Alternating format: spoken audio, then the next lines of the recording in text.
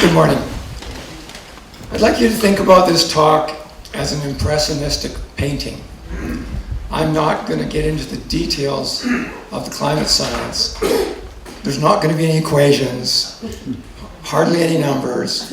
I'm going to try and paint a picture for you that's mostly based on graphics and hopefully will lead us through understanding the big picture of climate. Climate's a global phenomenon. Everything that happens, whether it's in Antarctica or the Mediterranean, affects Hornby Island. Here's what I'm going to talk about. I'm going to talk a little bit about how to think about climate change, some fundamentals, talk about oceans, talk about ice, talk about fires, talk about the jet stream. The theme of this talk is that 2023 was unprecedented. And you'll see from the graphics that I go through that time after time, 2023 was different than any other year. So how to think about climate change, and I think this is really important. We need to switch how we think. We need to switch from cause and effect to multiple causation and cumulative effects. There are multiple factors shaping our climate, and they add and multiply together to create the kind of effects we're seeing globally and locally. We need to switch from linear change thinking to exponential change. Exponential change is when you come home from the grocery store in the evening and you unpack your groceries and you see a fruit fly. And the next morning, before you go to work, you see a half dozen fruit flies. And you come home from work and there's 1,000 fruit flies in your kitchen. We're on the slope of 1,000 fruit flies starting to emerge. We need to switch from one-way effects to positive feedback loops.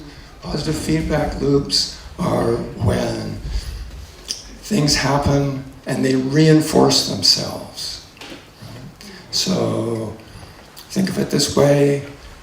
You put water into the atmosphere, the water traps heat, the atmosphere warms, the ocean warms, more water goes into the atmosphere, it traps more heat, the ocean warms, the air warms. It's a feedback loop. We need to switch from more of the same to tipping points and state changes. You put a pot of water on the stove, you turn up the heat, nothing happens, suddenly it boils, you can't get the steam back in the pot, that's a tipping point. And unless you turn the heat down, all the water is going to boil away and you're not going to have water anymore. You're just going to have a room full of steam. That's what's happening in a lot of our climate systems. We also need to switch from yes, no, true, false, to thinking and talking about probabilities. That's a much more nuanced conversation. We can talk about the fact that I think there's 80% probability we're going to have an atmospheric river this year, and you think there's 40%. We can talk about the whys and wherefores, the multiple causes that are driving those probabilities. I'm going to talk very briefly about fundamentals of climate change. I'm going to talk about global energy consumption, CO2, methane, and temperature. You've all heard about this. I'm just going to run through it quickly. Global energy consumption. All of the resources that we use to create energy are going up. Doesn't matter whether it's coal, oil, gas, nuclear, hydroelectric, or renewable. There's a blip for COVID, you can see that on the right hand of the screen, but everything is going up. Human civilization is energy hungry, global energy consumption is increasing, and cheaper energies from renewables is equaling increased demand. Renewables are additive to the amount of energy used, and so far, they're not replacing fossil fuels. Atmospheric CO2 continues to go up. Graph across the bottom from 2060 to 2020. Methane continues to go up even faster.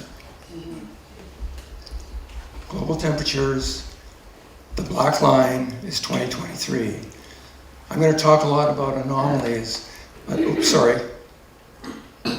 Anomalies mean that there's a baseline here. These are all the years we know about. And anomalies are how far off the baseline we've got to. This is where we are in September of 2023. As you can see, it's a different world from the one that created this part of the chart. Let's talk about oceans.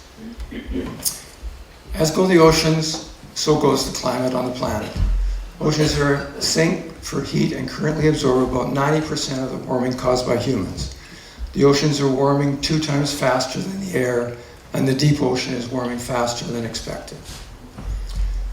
If you look at a map of the oceans, and you could look at any day all summer, and you'd see El Nino starting to form here. You'd see this big red blob up here in the North Atlantic that was helping Greenland melt. You'd see the intense temperature records that were being set all through the Mediterranean. You'd see the Pacific blob getting bigger and moving closer to the coast. The North Atlantic sea surface temperature anomaly, again, this is the baseline. This is all the other years we know about. This is what happened in 2023. This is sea surface temperature anomaly. This is global. There's the baseline. It's been slowly going up. This is 2023 as of August. I'm going to talk about 2 things. I'm going to talk about El Nino, Southern Oscillation, and I'm going to talk about the AMOC as part of the oceans piece. So El Nino is the Southern Ocean. It's the engine of the Pacific Ocean. For the past 2 years, we've been in a La Nina phase. That means cold water is brought up to the surface off the coast of Peru. It absorbs heat and CO2. It cools the air as it moves across the Pacific. We've now switched to an El Nino. The ocean is releasing that heat that it absorbed back into the air. And the second year, which will be next year, of an El Nino is usually hotter than the first, and it's hotter for longer. La Nina's cooler, El Nino's the toaster oven. Won't spend much time on this, just reinforce. La Nina, hot water goes this way. El Nino, hot water comes this way and is released. So the implications of an El Nino. Next year will likely be hotter and drier. Warm water will move further north and south. The jet stream will become less stable. I'm going to talk about the jet stream in a bit. The blob, the dead zone in the Pacific, will probably move closer to the coast of BC, and we'll have more extremes in weather. I'm going to talk about the Atlantic meridional overturning circulation. I'm basically just going to talk about this part of the global conveyor belt that moves water around the deep oceans. As you can see, there's this is very simplified, there's an incredibly complicated circulation system that Mother Earth has for moving heat and water around in the oceans. Right now, up here, Greenland's melting.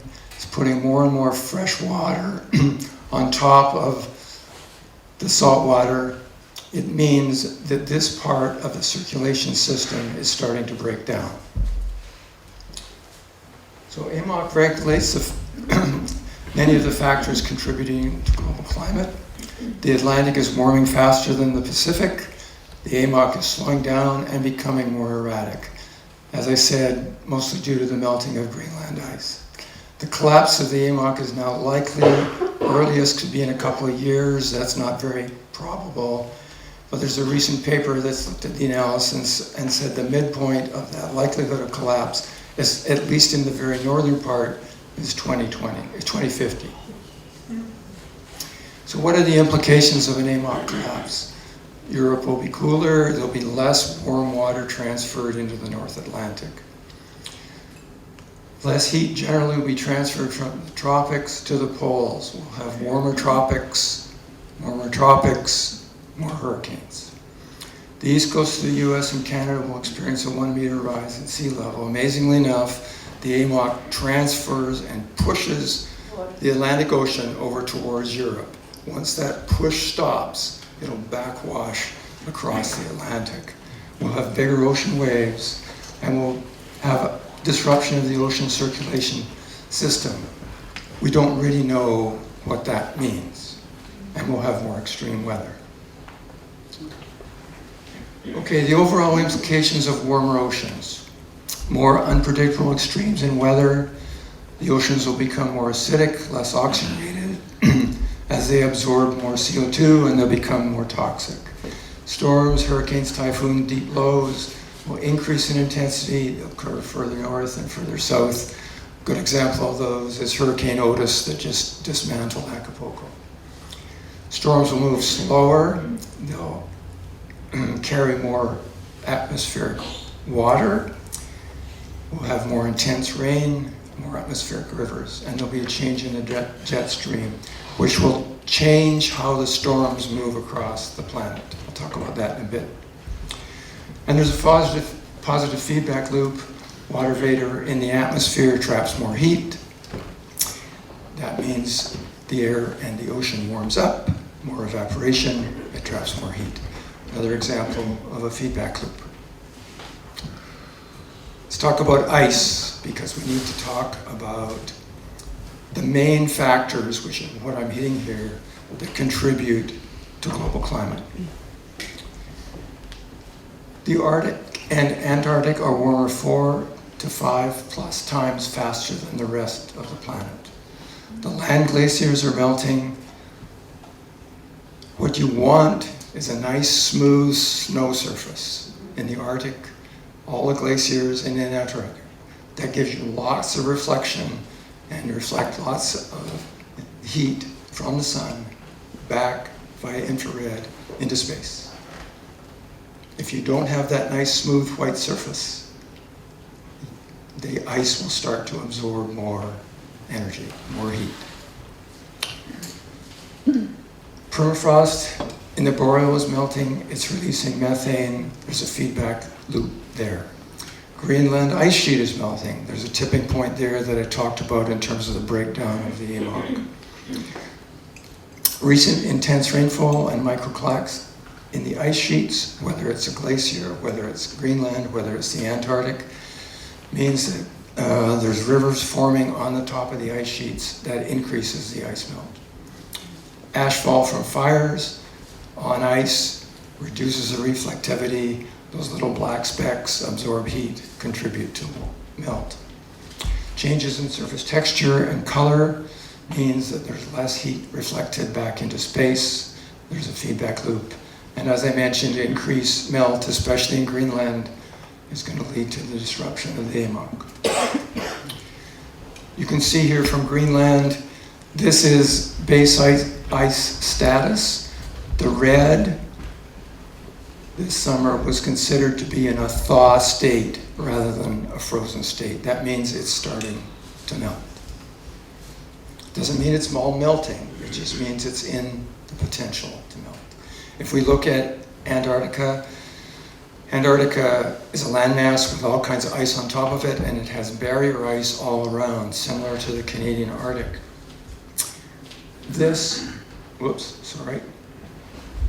ice in red, which is normally there, didn't form this year. As you can see, this is again deviation from a mean. This is this year, and you can see in the early part of the Antarctic winter, there was almost no ice formed. There was a little bit of recovery in the late winter, and now we're heading to no one knows where, because we're going into the southern summer. And a lot of people expect this will just keep going somewhere. This is global sea ice rather than just Antarctic, which is what I was talking about a minute ago. And you can see everything was looking pretty good. In fact, it was looking pretty good when I agreed to give this talk. And since then, things have kind of gone sideways in terms of 2023. Almost every factor has moved into unprecedented territory. Okay, the overall implications of less ice. Less sunlight reflected because dark ocean absorbs heat from the sun, white ice reflects it. More heat's absorbed by the oceans and then released into the air. Changes in the ocean circulation patterns, whether it's the AMOC or the Southern Ocean, feed back to faster melting, especially of Antarctica. Antarctica's been a big surprise this year. None of the models predicted we lose all the barrier ice. We're going to have less ocean circulation, more hot, acidic, deoxygenated dead zones, and sea level rise. Sea level rise is a massive factor, but it's occurring much more slowly than most of the other factors that we're going to face in the short term. We're going to talk briefly about fires. I know Laura's going to talk about fire, and John talked a bit about fire last night. Fires are now part of global weather. They're no longer something separate. They're part of the climate system. Locally, the focus has been on the fires in BC and Canada, but I think, as John mentioned, the largest fire ever recorded in the European Union occurred in Greece this summer. There were massive fires in Russia, Siberia, that were almost unreported other than the satellite information. So in just looking at Canada, this is a cumulative area burned in 2023. This is a cumulative area burned in all the other years. Here's 2021, unprecedented. John talked about this last night. This is simply the heat output of all those fires. Way beyond anything we've ever experienced before. So the implications of fire. We release CO2, which contributes to future temperature increase. It releases heat directly, contributes to temperature increases. Burned ground is less reflective, absorbs more heat. Ash, wherever it is, less reflective, especially on snow, absorbs more heat. We've got smoke and pollution. Overall, the assessment now is that forests have become a carbon source. We're releasing more carbon than forests are absorbing through their natural growth. As forests grow, normally they absorb a lot of carbon. But the fires mean they're releasing more carbon than they're growing. We've got a feedback loop, more drought, more lightning, increasing temperatures, more fires, especially at higher latitudes. I want to talk about the jet stream as I slowly kind of transition to what's going on with Hornby. So the jet stream is your global weather delivery system. The polar regions are warming 4 to 5+ times faster than the equatorial regions. The reduced temperature gradient between the equators and the poles means that the jet stream that goes around the northern hemisphere and delivers our weather is becoming much more unstable. It's slowing, it's becoming more wavy. We're getting these weird extreme dips and all kinds of discontinuities in the jet stream. Hurricane Daniel in the Mediterranean was a result of what we call an omega block in the jet stream. I don't want to get into the details of that, but it can create some really strange weather. Very simple graphic. This is what a stable jet stream does. It goes around like this. This is an unstable jet stream. It just goes up and down and it becomes very unpredictable. Okay, so implications of changes to the jet stream. We've got more extremes in weather worldwide. We've got more drought, record temperatures, especially in unexpected places. Atmospheric rivers, as moisture gets channeled and funneled from one part of the planet to another. The rainfall is more intense and the floods are more intense. Ocean temperatures, especially in high latitudes, are increasing significantly. Ice is melting faster and fires are larger and often burning more out of control. All because of how the jet stream's delivering weather. So I'm going to give you one equation. This is the equation. This is the future. First we take El Nino, which is driving the Pacific. Then we slow down and we add that with a slower transport of ocean heat due to AMOC. Then we add increased ice melt, glaciers, Greenland, Arctic Antarctic. We add widespread drought and fires and all the energy and CO2 that that puts into the atmosphere. We take the irregular jet stream. We take reduced sun reflection due to the changing in ice, ash, burnland, and drought. We add in reduced aerosols. We've removed sulfur from big diesel bunker fuel, especially in marine transportation. That sulfur aerosol used to provide a seed place for atmospheric vapor to condense. It created a lot of white clouds. It also created a lot of toxic pollution. But as we've reduced sulfur, there's less white clouds reflecting sunlight.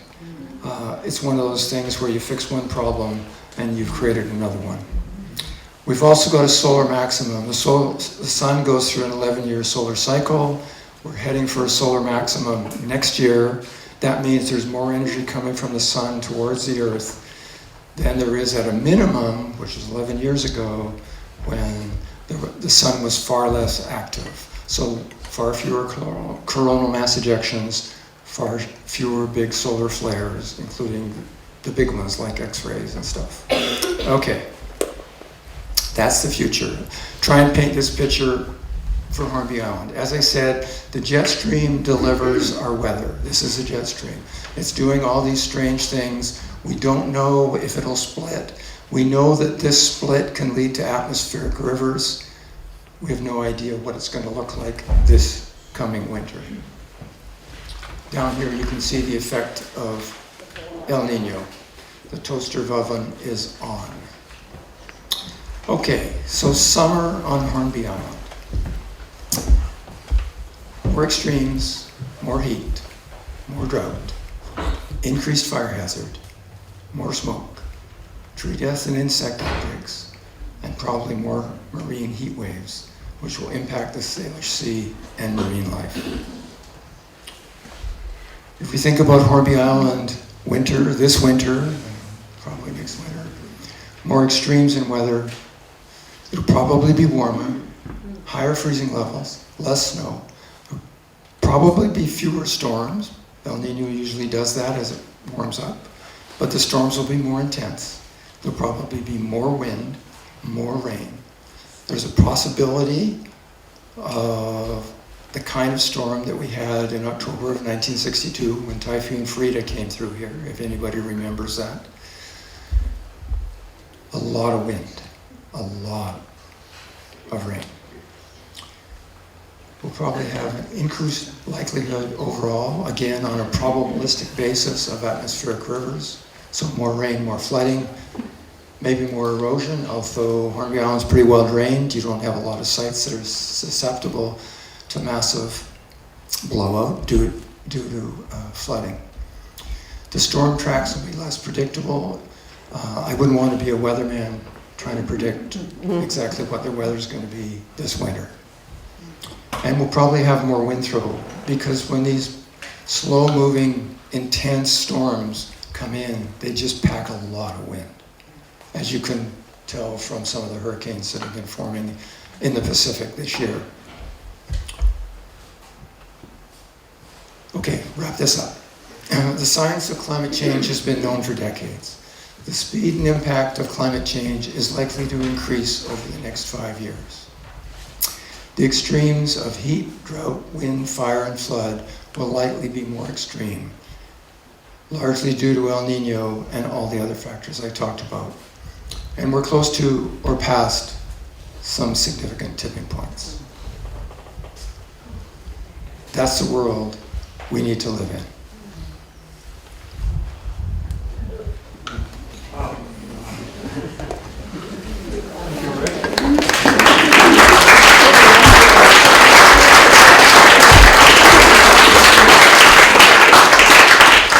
Okay, we have about 5 minutes for questions of Rick.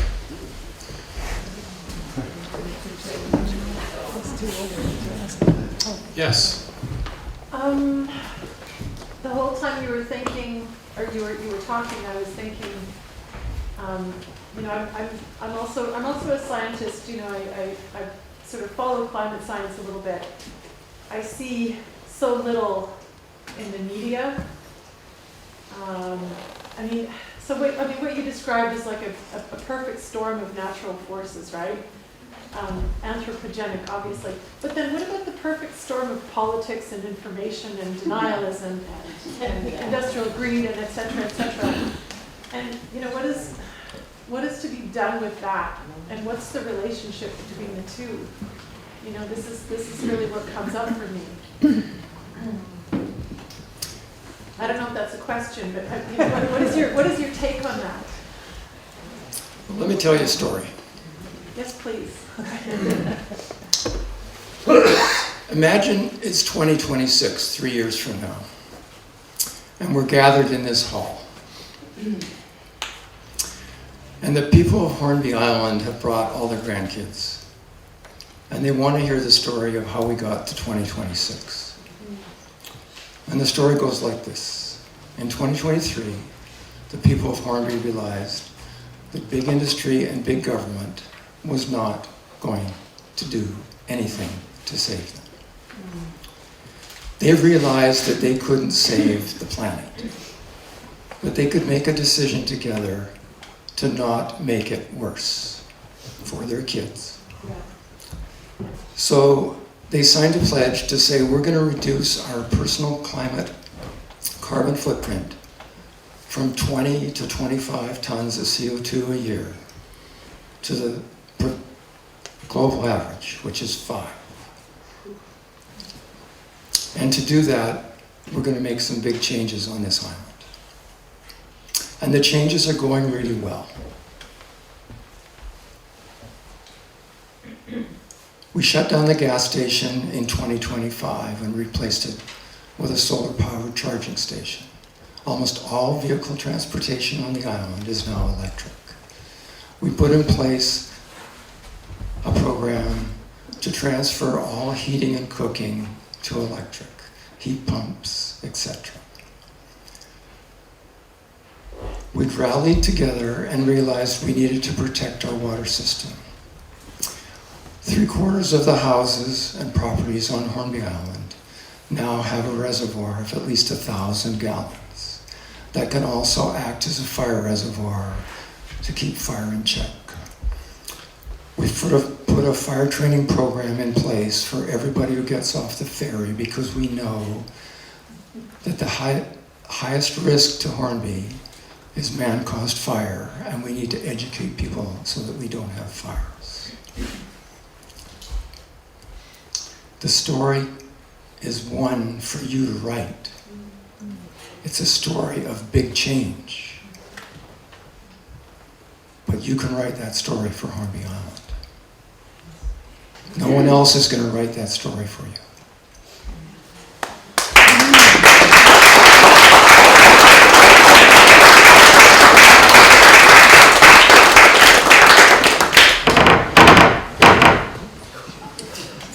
Thank you for that, Rick. Definitely a feast for thought.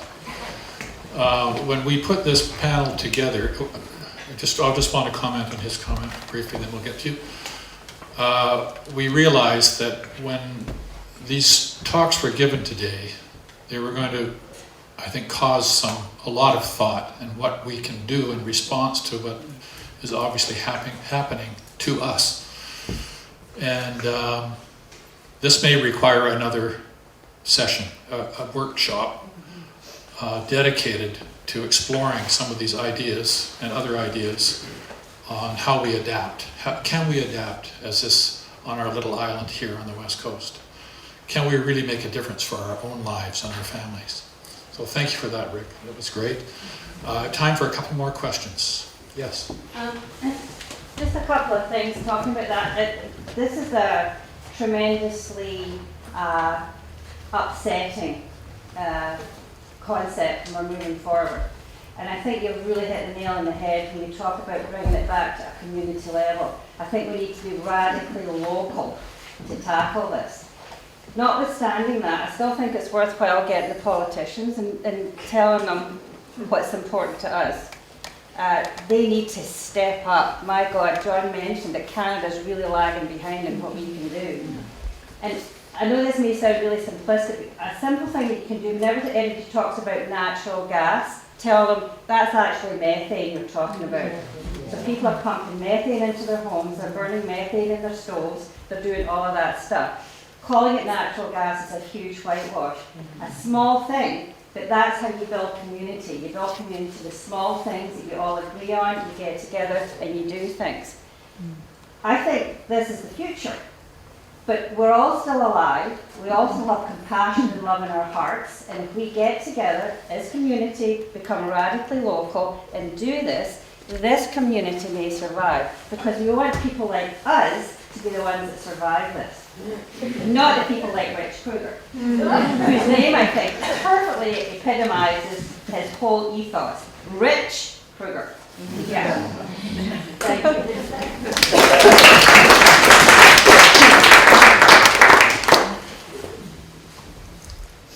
So we live in a culture of toxic individuality. What we need is community. You can only form community when people need each other. And right now, most of us don't need each other. Communities come together after disasters for a reason. They come together in Fort Mac after the fire because they need each other. We need to start to realize we need each other now, and that relationship and community are most important. We also need to realize that we need to live in the world of today and prepare for the world of tomorrow, not be lost in the anxiety of what's coming down the road 5 years. Be present. Be grateful for what's here on this beautiful island now, and need each other. And make sure you take your sense of humor with you.